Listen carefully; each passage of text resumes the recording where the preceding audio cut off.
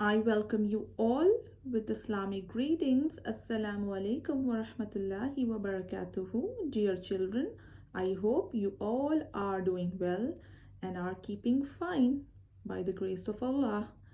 Today we are going to know the story of Prophet Muhammad sallallahu alaihi wasallam in Mecca. Let's get started.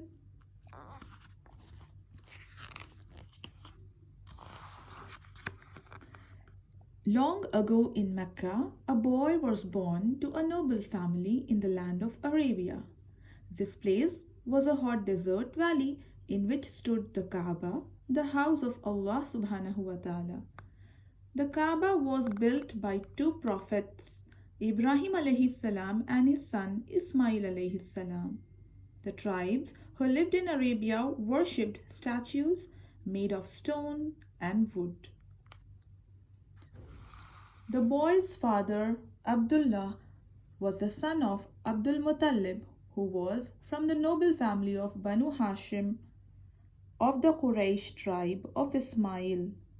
Abdullah died before his son was born. His mother was Amina. As soon as her son was born, she sent the good news to his grandfather, Abdul Muttalib. The grandfather was overjoyed and named the boy Muhammad sallallahu alaihi wasallam. Muhammad sallallahu alaihi wasallam and his family were descendants of the Prophet Ibrahim alayhi salam.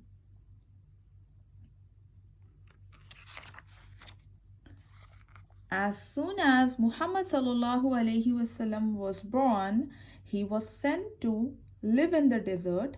There were foster mothers who looked after the babies. His foster mother was Halima. Halima's family was very poor. When Muhammad sallallahu alaihi wasallam arrived, Allah subhanahu wa ta'ala sent his blessings on Halima and her family. After many months of drought, the rains came down. Soon there was plenty of food and water for the sheep, camels, and for her whole family. Life in the desert was good for the babies as there was fresh air, water, and plenty of space for them to run around. Suddenly, one day, out in the desert, when Muhammad sallallahu alaihi wasallam and his foster brothers were playing, an angel was sent by Allah subhanahu wa ta'ala to purify the body of young Muhammad sallallahu alaihi wasallam. Halima's kids were frightened and ran home to tell their mother. On that day, Halima knew it was time for Muhammad sallallahu alaihi wasallam to go back to his mother. Amina was happy to have her beloved son back after 6 years in the desert. Soon after, Muhammad sallallahu alaihi wasallam returned. She took him to Medina to visit his father's grave. On the way back, Amina died. Muhammad sallallahu alaihi wasallam was now an orphan and had to return to his grandfather in Mecca. He was 8 years when his grandfather died. His grandfather was very fond of him and loved him like his own son. After the death of his grandfather, Abu Talib, his uncle, was happy to look after him and protect him. The Quraysh believed in Allah subhanahu wa ta'ala, but they did not worship Allah alone. Muhammad sallallahu alaihi wasallam was sad at what was happening around him.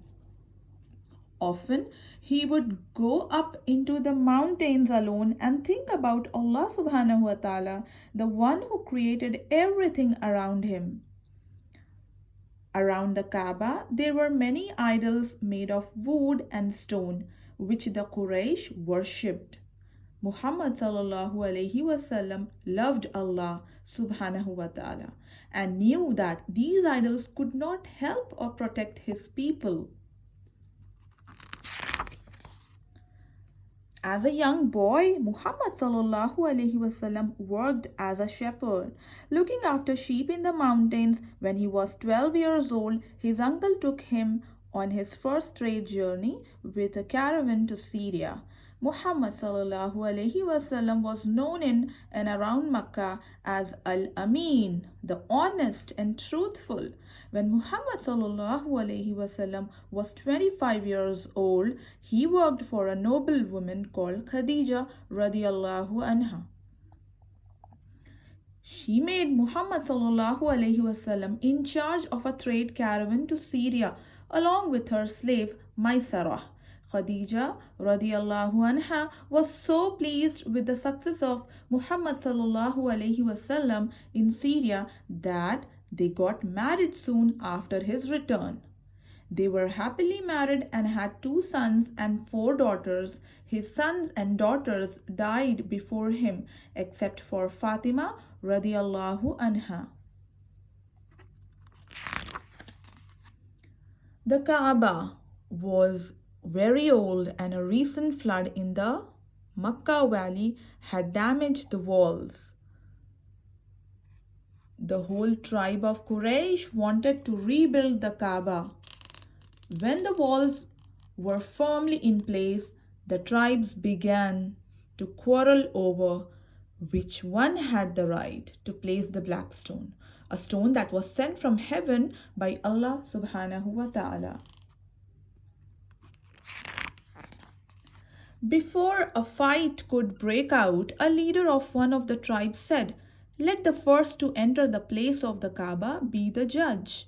At that very moment, Muhammad sallallahu alaihi wasallam, Al-Amin, the truthful, was walking towards them. All the tribes were happy to see him. When the tribes told him their problem, he had an excellent idea. He asked them to place the black stone on a piece of cloth and for the 4 leaders to lift each corner. He then placed the stone in its correct position and all the tribes went home peacefully. Allah subhanahu wa ta'ala guided Muhammad sallallahu alaihi wasallam from a very young age. He kept away from the Quraysh who disobeyed Allah subhanahu wa ta'ala. Muhammad sallallahu alaihi wasallam always loved to visit his favorite cave in the mountain called Hira. There he would remember Allah subhanahu wa ta'ala and count all his blessings. Dear children, with this I'm going to stop this story.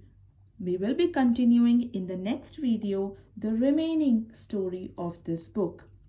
Let us find out in the next video what Prophet Muhammad sallallahu alaihi wasallam did in the cave Hira. Okay, stay tuned. See you in the next video. Ma'as salama.